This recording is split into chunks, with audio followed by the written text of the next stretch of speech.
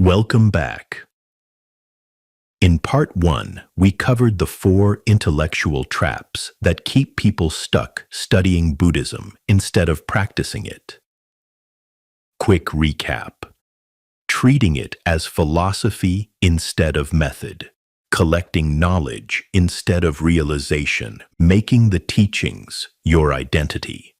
Skipping the ethical foundation. If you haven't watched part 1, the link is in the description. Start there. You need the foundation. So here's what happened to me. I fixed those 4 mistakes. I stopped reading so much. I started actually practicing. I kept the precepts. And then I hit a wall. A different kind of wall. I was meditating daily, but nothing was happening. Months went by. No insights, no transformation, just sitting there, getting frustrated. And that's when I discovered the practice traps. The mistakes you make while practicing. These are sneakier because you feel like you're doing everything right. Today, we're covering 4 more mistakes. And I'm warning you now, mistake 7 is the one that almost made me quit entirely. It's uncomfortable to admit, but if you're doing it, your practice will never go deep. Let's go. Mistake 5. Wanting quick results. We live in an age of instant gratification. Breakfast delivered in 30 minutes. Answers from AI in seconds. Music streaming instantly. So you sit to meditate 3 months in, expecting enlightenment. I did this. I'd been meditating for 4 months, and I remember thinking, Buddha's disciples got enlightened in weeks. Why am I still anxious? Why do I still get angry? I was treating it like a fitness program, 12 weeks to transformation. That's not how this works. Buddha was honest. The path is gradual. Not to discourage us, but because this is how the mind actually transforms. In Anguttara Nikaya 8.2, Buddha described 8 requirements for developing understanding. And the order matters. Hearing, reflecting, practicing, giving, virtue, meditation, wisdom. You don't sit down in week 1 with enlightenment as the goal. That's impatience dressed up as ambition, and it creates disappointment, frustration, and the impulse to quit. Real practice means you hear something, you reflect, you try it, you observe what happens, you adjust, you try again. It takes time, months, sometimes years. You're not achieving something external. You're unlearning patterns built into your nervous system for decades. You're rewiring dopamine responses. You're building new neural pathways in your prefrontal cortex. That's neuroplasticity, and it requires repetition. Consistent, patient repetition. Modern neuroscience confirms this. Consistent meditation increases gray matter in areas responsible for emotion regulation and attention. But it doesn't change overnight. It takes weeks, months of real practice. Buddha never promised instant results. He promised results if you practice. Results if you do the work. That's the deal. So here's how to measure progress instead, not by dramatic experiences, but by these markers. Are you getting angry less often? Do things that used to trigger you pass through more easily? Is there more space between stimulus and reaction? If yes, you're making progress. Even if it feels slow, even if it's subtle, that's the path. Mistake 6. Treating meditation as technique only. A subtle mistake, but critical. People meditate to manage stress or improve focus. Nothing wrong with that. Those are real benefits. But that's not why Buddha taught meditation.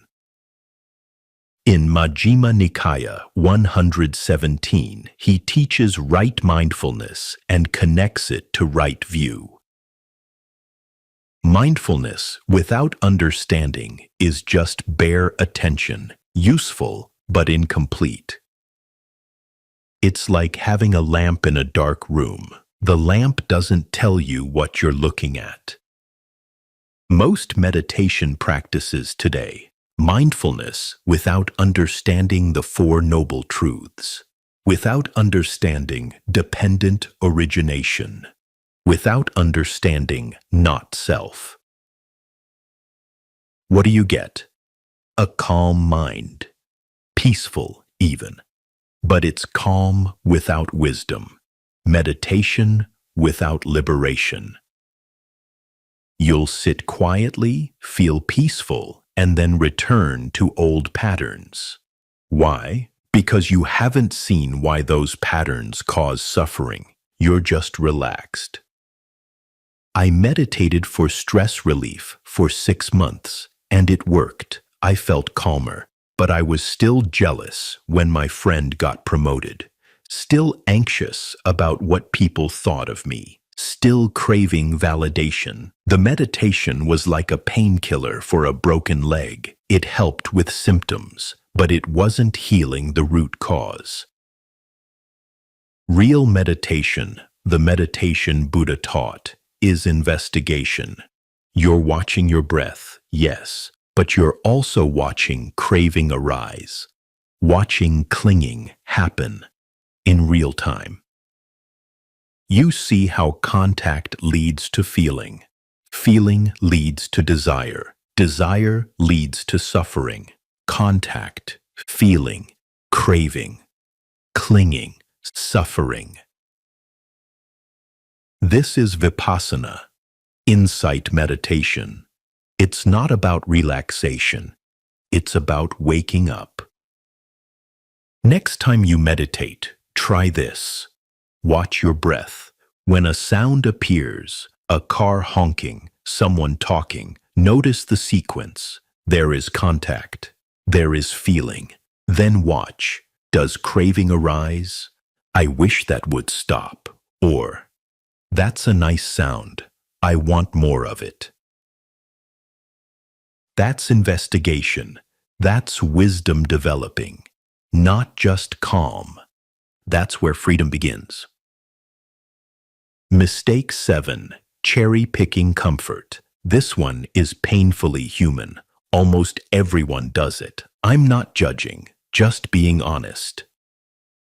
We like metta, loving-kindness meditation. Who doesn't want to radiate compassion? It feels warm, beautiful. Modern neuroscience shows that metta meditation increases oxytocin, the bonding hormone. It feels good. Your brain rewards you for it. But Buddha also taught us to observe tanha, craving, and mana, conceit, arrogance. These are uncomfortable to see. Here's the one that almost made me quit. I'd been practicing for a year, feeling good about myself. Look at me. I'm a meditator. I'm spiritual. Then one meditation session, I watched myself comparing my practice to others. I meditate longer than them. I understand the Dhamma better. And I realized I'd turned Buddhism into spiritual ego, into another way to feel superior. It was disgusting to see. I wanted to look away. I wanted to escape into the warmth of metta again, where I felt like a good person. But that's the trap. That's cherry picking. When craving arises, when the mind screams, I want, I want, I want, you don't want to observe it. You want to chase it. When conceit shows up, I'm more spiritual than those people. It's unsettling to sit with that. From feeling comes craving. From craving comes clinging. The roots you must know and abandon are the unwholesome states: greed, ill will, delusion. But people suppress them or distract themselves with nicer practices, or pretend they're not there. Real practice means sitting with all of it: loving kindness alongside selfishness, compassion alongside contempt, peace alongside restlessness.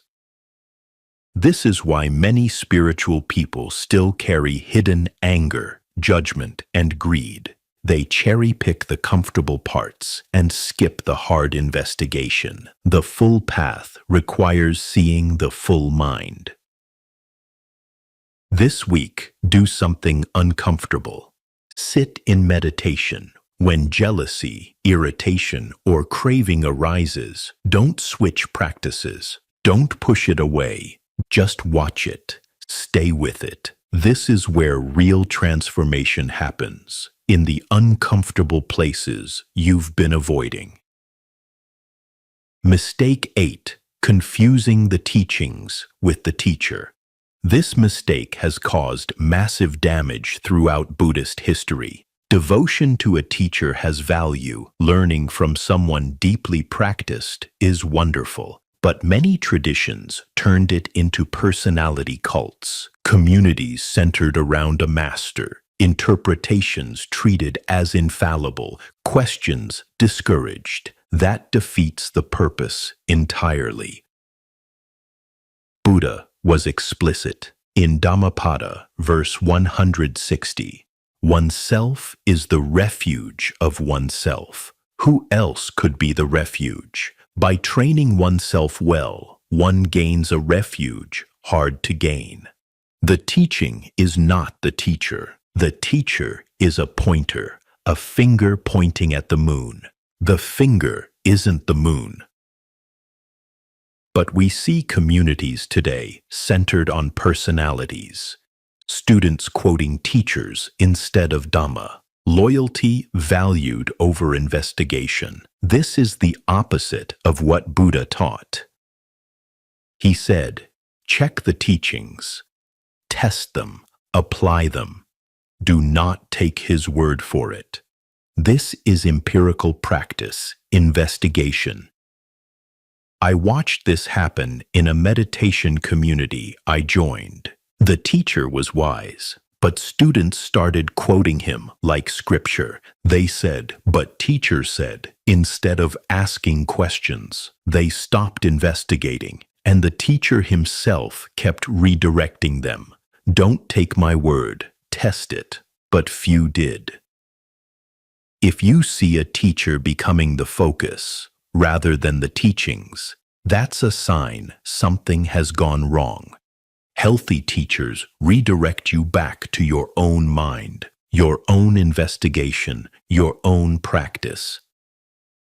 Red flags to watch for. You can't question interpretations without backlash. The teacher's words are quoted more than the suttas. Loyalty is valued over insight. Students compete for approval. You just don't understand is used to shut down questions. If you see these, be cautious. So we've covered 4 practice traps. 5. Wanting instant results. 6. Treating meditation as technique only. 7. Cherry-picking the comfortable parts. 8. Confusing the teachings with the teacher. These mistakes appear only once you're actually on the path, sitting, practicing, engaging with community. They're subtle, they're seductive, and they can keep you stuck for years. But there are two final mistakes we haven't covered, the most overlooked in modern Buddhism. They're about urgency and community, what keeps you practicing when it gets hard, and who walks beside you. In part 3, we're covering why you must contemplate death, why spiritual friendship isn't optional, and 5 practical steps to implement everything we've discussed. If you've made it this far, you're serious about this practice. Hit subscribe. Part 3 drops in 2 days, and that's where everything comes together into an actual roadmap. And listen, if mistake 7 hit you, the cherry-picking one, you're not alone. Comment: guilty of number 7. Acknowledging it is the first step. In part 3, I'm sharing the test Buddha gave for knowing whether your practice is actually working. It's simple, practical, and measurable today. See you in part 3. May your practice go deep.